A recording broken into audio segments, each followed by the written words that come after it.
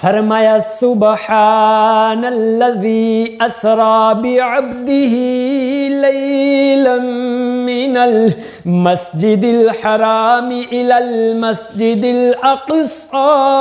सुबहानल्लज़ी अल्लाह पाक है, असरा बिअब्दिही जिसने अपने बंदे को सैर करवाई, लैलन मिनल मस्जिदिल हरामी रात के हिस्से में मस्जिद हराम से लेकर इलल मस्जिदिल अक़सा मस्जिद हराम से लेकर मस्जिद अक़सा तक अल्लाह ने अपने बंदे को सैर करवाई।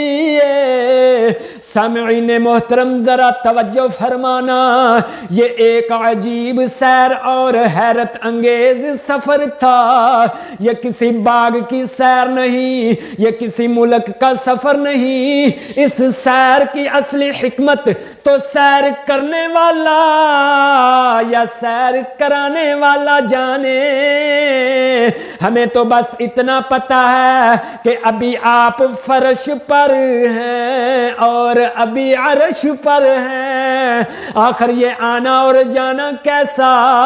ते शायर कहंदा है कभी वो अर्श पर आया, कभी वो फर्श पर आया, कभी वो अर्श पर आया, कभी वो फर्श पर आया। गुनहगारों की खातर, गुनहगारों की खातर से उधर पहुंचा, इधर आया। सुबहानल्लज़ी पाक है वो ज़ात। हजरात कलाम अरबी में ये लफ्ज़ उस वक़्त बोला जाता है जब वो ऐसी कलाम सुने, ऐसी बात सुने जिसको अक्ल बशर ना समझ सके, जो दिमाग के अंदर ना आ सके। और वो अल्लामुल गुयूब जानता था कि लोग नबी करीम सल्लल्लाहु अलैहि वसल्लम के मेराज पाक को तस्लीम नहीं करेंगे और कहेंगे ये कैसे हो सकता है? रात के थोड़े से हिस्सा में सातों आसमानों, अर्शो कुर्सी और लामकान तक सैर करके आ गए। मगर जब नबी करीम सल्लल्लाहु अलैहि वसल्लम को अजाइबो गराइब का मुशाहिदा हुआ तो खालिक़े कायनात ने फरमाया, ऐ लोगो अल्लाह सुबहान है, अल्लाह पाक है। वो सुबहान जिसने जमीन और आसमान बनाए, वो सुबहान जिसने अपने बंदे को ऐसी अकल अता फरमाई जिससे वो हवाई जहाज रॉकेट बनाकर सालों का सफर मिनटों में, सेकंडों में तय कर ले। वो सुबहान जिसने अपने बंदे को ऐसा फहमो अदराक अता फरमाया, ऐसी अकल अता फरमाई जिसके जरिए उसने वो आला तैयार किया कि वो बोले तो पाकिस्तान में मगर आवाज सुनाई दे उसके हिंदुस्तान में, वो बोले तो यूके में मगर उसकी आवाज इंग्लैंड में सुनाई दे। वो सुबहान जो मछली के पेट में अपने बंदे को जिंदा रखे,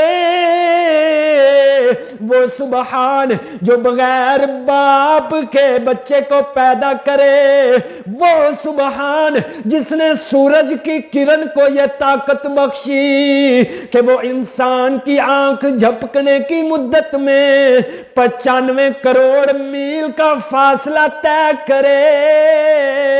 अगर वही सुबहान अपने खास बंदे को एक आन में जमीन के जरे जरे और आसमान के कोने कोने की सैर करवा दे तो क्या बाईद है। असरा सैर कराई। यहां एक सवाल ये पैदा हुआ, अल्लाह ने असरा का लफ्ज क्यों इस्तेमाल किया?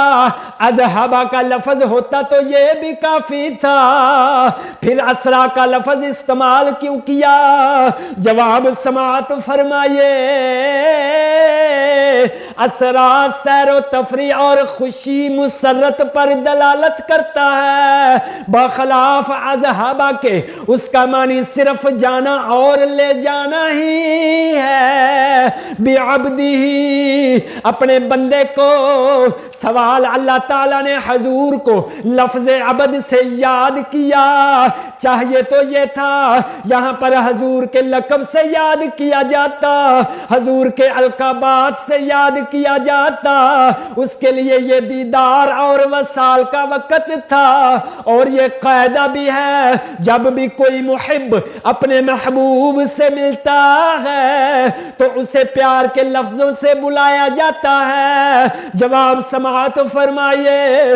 उलमा फरमाते हैं यहाँ अल्लाह ताला का अपने महबूब को लफ्ज अबद से याद करने में एक बड़ा प्यारा नुक्ता है।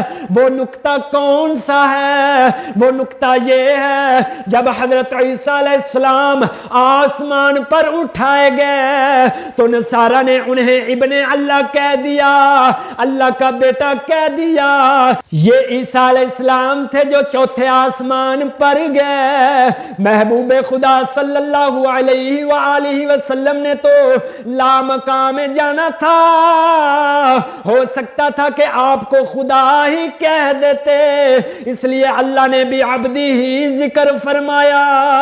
इसलिए तो हजरत ईसा अलैहिस्सलाम ने फरमाया, इन्नी अब्दुल्लाह, मैं अल्लाह का बंदा हूँ, बेशक मैं अल्लाह का बंदा हूँ। अरे अकल के अंदो, मैं तो अल्लाह ताला का बंदा हूँ। पैदा हुआ तो अल्लाह का बंदा, जवान हुआ तो अल्लाह का बंदा, नबी हूँ तो अल्लाह ताला का बंदा, आसमानों पर उठाया जाऊंगा तो अल्लाह ताला का बंदा, आसमान से जमीन पर आऊंगा तो अल्लाह ताला का बंदा। मुझ पर मौत आएगी क्योंकि मैं अल्लाह ताला का बंदा हूँ। मगर याद रहे कि अबद अबद में फर्क है।